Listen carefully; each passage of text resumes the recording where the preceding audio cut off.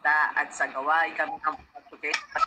Kami po ay tunay na makasalanan at maraming salamat po sa pagpapatawad na ibinigay nyo. Lord, aluyo po na ng sitwasyon mi po ngayon ng may papamilya. Maraming salamat po, Lord. Kaya sika na naloob at akakit ni po yung sa metong ming pamilya. Lord, patuloy nyo kami po dinansikanhan at ito, akakit mi po, Lord, karang kapatid mi, lalo na po rin yung malalakwang kini, karang pangunakan mi.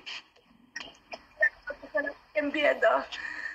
Patuloy ako pong dinasikan, Lord, physically, spiritually, emotionally. Ako nung nanawan po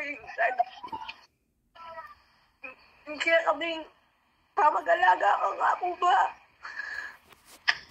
Provide everything na kailangan namin po, Lord, especially po financially.